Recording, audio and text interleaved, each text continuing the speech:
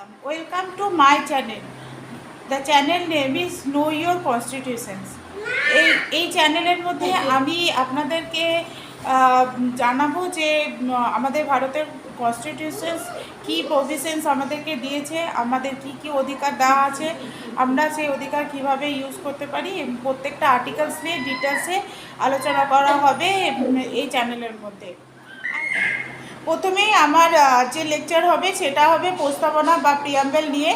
আমার ছেলে প্রিয়াম্বেলটা ভালো করে মানে ও পুরো প্রিয়াম্বেলটা মুখস্থ করে ফেলেছে, তো আমার ছেলে প্রিয়াম্বেল বলে শোনাচ্ছে। We the people of India, having solemnly resolved to constitute India into a sovereign, socialist, secular, democratic and republic, and to secure to all its citizens justice, social, economic and political liberty of thought, expression, belief, faith and worship, equality of status and of opportunity, and to promote among them all fraternity, assuring the dignity of the individual and the unity and the integrity of our nation. Now Constituent Assembly this 26th November 1949 to hereby This is adopt the preambles or প্রস্তাবনা of our country. প্রথমে বলি কয়েকটা question এখান থেকে প্রিয়াম্বলস থেকে খুব আসে। First thing হলো ওয়ার্ল্ডের মধ্যে কোন কান্ট্রি আছে ওয়ার্ল্ডের মধ্যে যারা তাদের সংবিধানের মধ্যে প্রিয়াম্বলস অ্যাড করে। ফার্স্ট প্রিয়াম্বলস অ্যাড করে কোন কান্ট্রি? তাহলে অ্যান্সারটা হবে ইউএসএ। যারা যারা অ্যান্সার জানো তারা কিন্তু বলবে। আমেরিকা যুক্তরাষ্ট্র হচ্ছে প্রথম কান্ট্রি যারা তাদের প্রিয়াম্বলের মধ্যে যাতে তাদের সংবিধানের মধ্যে ফার্স্ট প্রিয়াম্বলটা অ্যাড করে। আচ্ছা, সেকেন্ড যে কোশ্চেন সেটা হলো আমাদের দেশে in our country who draft and um,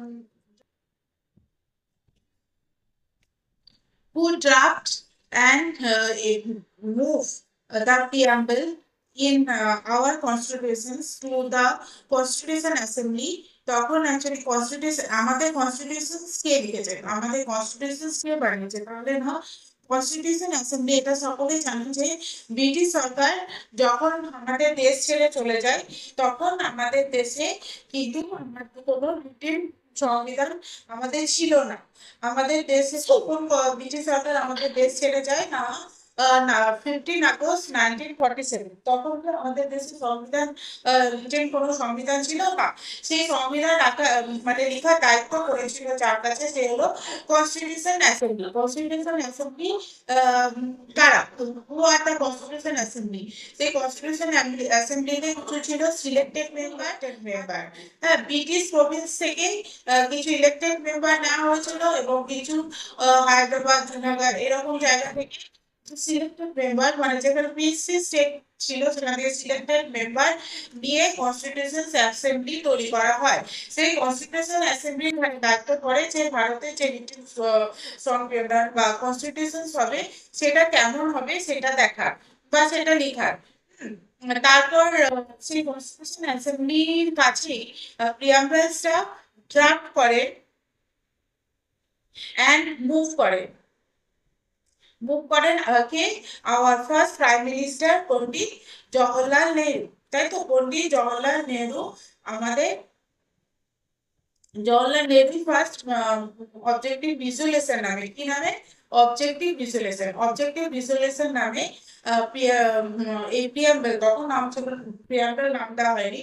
objective visualization most most of the part similar to American মানে আমেরিকান কনস্টিটিউশনের যে প্রিয়াম্বল আছে তার মতোই, কিন্তু কিছু কিছু এখানে চেঞ্জ করা হয়েছে। সেই objective visualization move and draft করে পন্ডিত জওহরলাল নেহরু। তারপরে সেটা নিয়ে কনস্টিটিউশন অ্যাসেম্বলি আলোচনা হয় এবং সেটা ভারতের সংবিধানে যুক্ত করা হয় প্রিয়াম্বল হিসাবে। ঠিক আছে, এখান থেকে বোঝা গেল প্রিয়াম্বলটা কোথা থেকে আসলো। ঠিক আছে, এটা হচ্ছে সেকেন্ড কোশ্চেন। থার্ড হচ্ছে যে is the preamble into part of the constitution. এটা খুব কোশ্চেন আছে যে কি প্রিয়াম্বল কি পার্ট কনস্টিটিউশনের পার্ট অফ দ্য কনস্টিটিউশন? তো ইয়েস, প্রিয়াম্বল হচ্ছে পার্ট অফ দ্য কনস্টিটিউশন।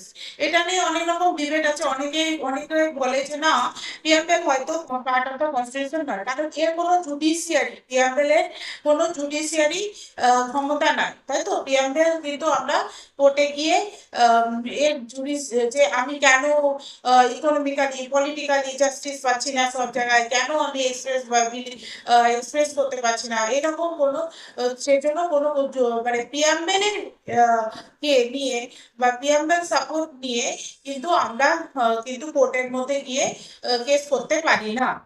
তো এর জুডিশিয়ারি ভ্যালু নেই, তবুও কিন্তু প্রিয়াম্বল হচ্ছে পার্ট অফ দ্য কনস্টিটিউশন। কেন?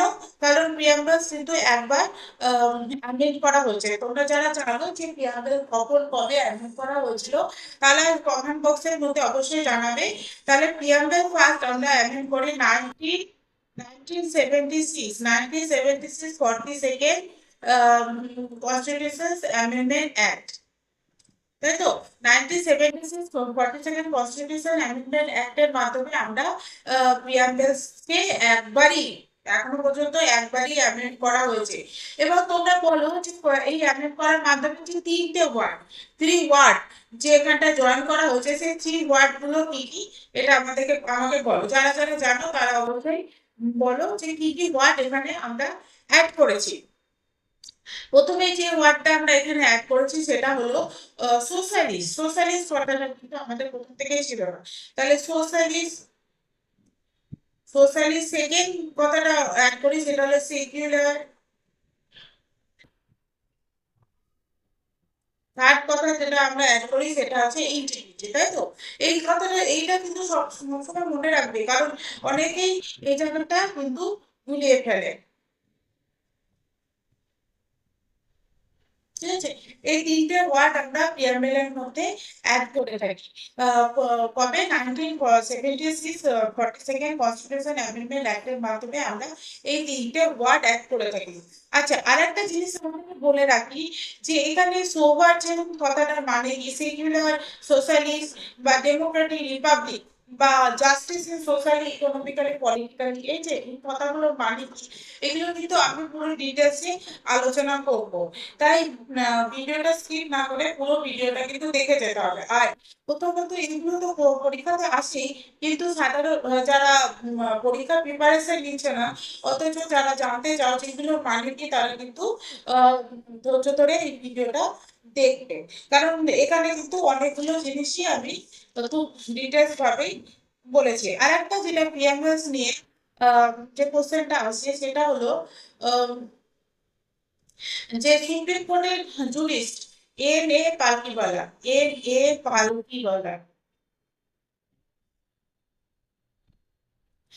পালকিওয়ালা, তিনি বলেন যে এটা আছে যে কোশ্চেনের মধ্যে এটা আছে খুবই, যে এর যে কে, who said that the preamble is the identity card of the constitution.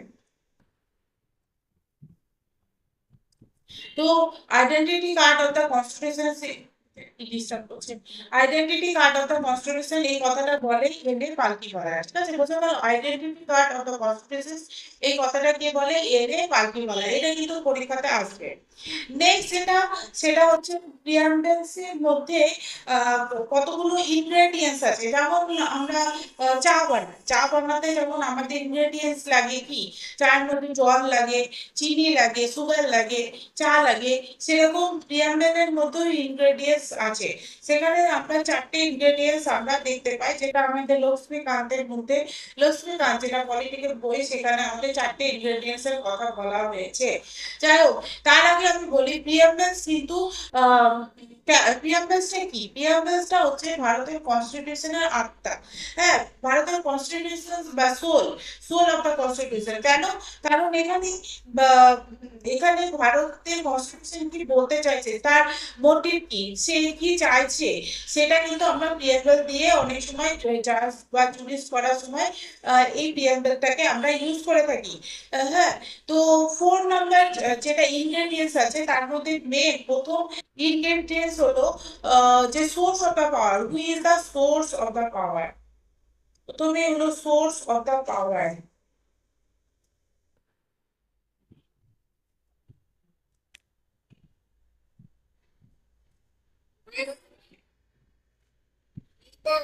আচ্ছা, সোর্স অফ দ্য পাওয়ার, তাহলে এখানে যারা জানবো তারা বলবে যে কে who is the source of the power of Indian constitution. তাহলে আর কেউ নয়, সোর্স অফ দ্য পাওয়ার হচ্ছে we the people of India. Yes, we the people of India is the source of the power. Source of the power কে আমাদের কনস্টিটিউশনের সমস্ত source of the পাওয়ারই হলো we the people of India. আচ্ছা, কেন কেন source of the power we the people of India হতে হবে কেন? কারণ আমাদেরকে উপরে গভর্ন করে কে, আমাদেরকে শাসন করে কে? হ্যাঁ, আমাদেরকে উপরে শাসন করে হচ্ছে যারা গভর্ন করে, তারা তারা কোথা থেকে এসেছে? তারা কোথা থেকে এসেছে? কারণ আমরা ভোট দিয়েছি, ভোট দেওয়ার পরে আমরা রিপ্রেজেন্টেটিভ চুজ করেছি, সেই রিপ্রেজেন্টেটিভরাই কিন্তু আমাদেরকে গভর্ন করছে।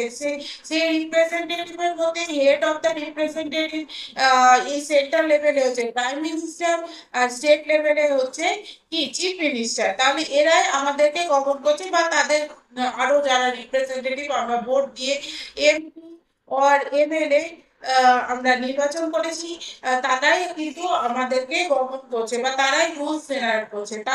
তাহলে কে, কারা তাদেরকে সিলেক্ট করেছে, কারা তাদেরকে ইলেক্ট করেছে? তাহলে we the people of India.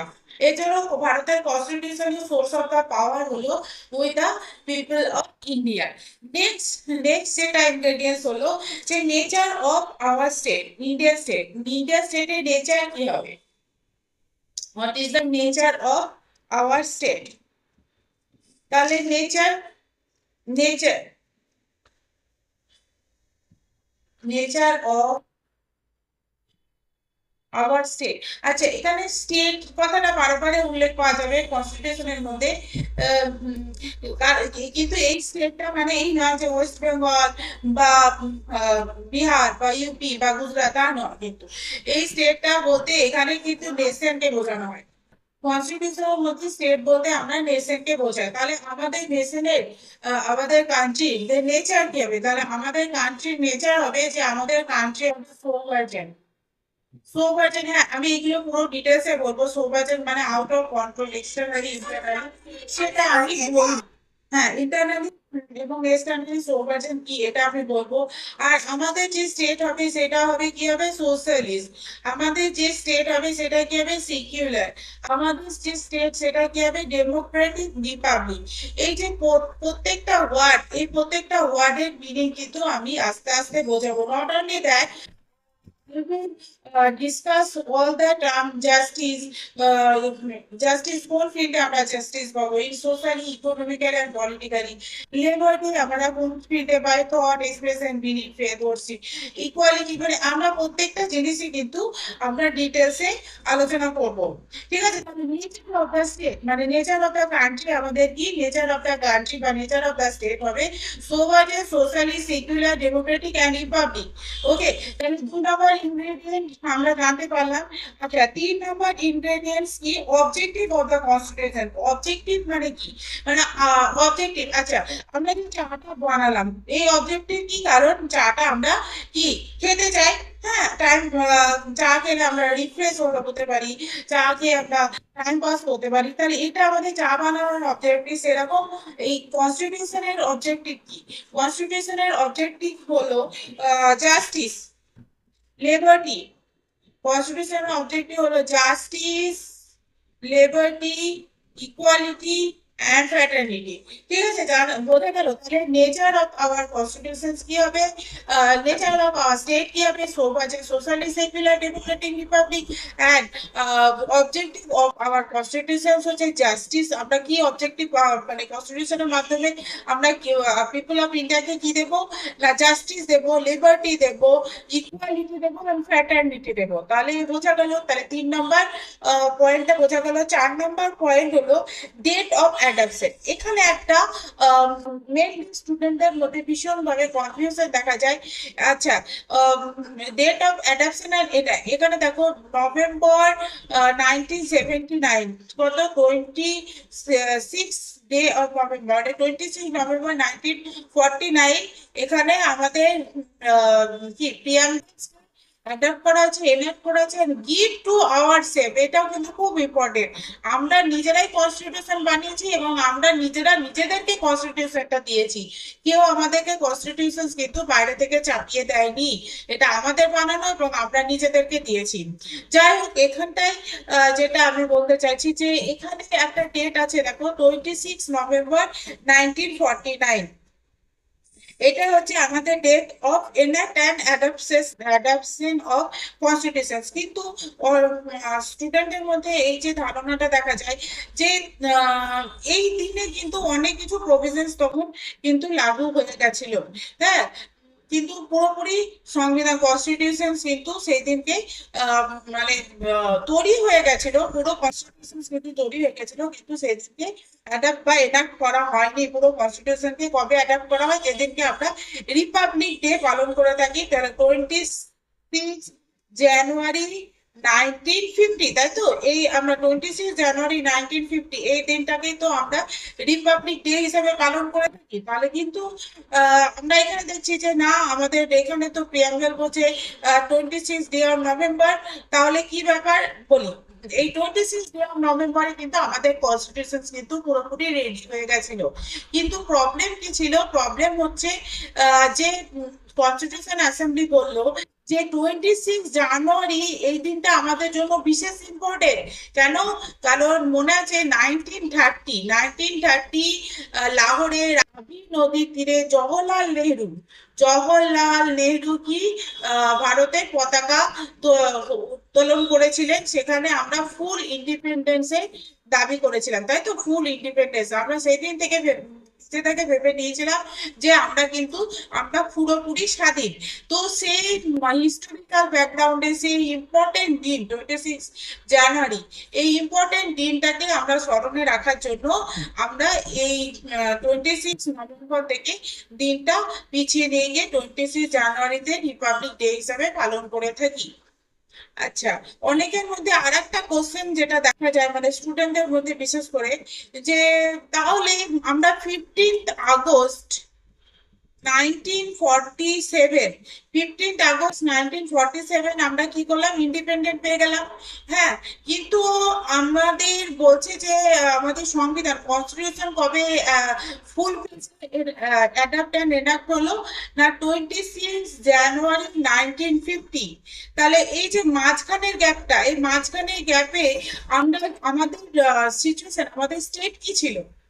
হ্যাঁ, আমাদের স্টেট কি ছিল? আমরা তখন কিন্তু সোভার্জেন ছিলাম না। Yes, we are sovereign in internally but externally সেই সময় আমরা কিন্তু সোভার্জেন ছিলাম না। তখন আমরা কি হিসাবে ছিলাম না? ডোমিনিয়েন্ট কান্ট্রি হিসাবে ছিলাম, ডোমিনিয়েন্ট কান্ট্রি হিসাবে তখন আমরা ছিলাম, ব্রিটিশ গভর্নমেন্টের আন্ডারে ডোমিনিয়েন্ট কান্ট্রি হিসাবে ছিলাম। তাহলে ডোমিনিয়েন্ট কান্ট্রি মানে কি? ডোমিনিয়েন্ট মানে আমাদের এক্সটার্নাল অ্যাফেয়ার, মানে আমাদের বিদেশ নীতি কি হবে সেটা কিন্তু 26 জানুয়ারি 1950, হ্যাঁ, অব্দি কিন্তু সেটা কার উপরে রাখা ছিল? ব্রিটিশ ক্রাউনের উপরে বা ব্রিটিশ পার্লামেন্টের উপরে কিন্তু তখন রাখা ছিল। তারপরে আমরা যখন 26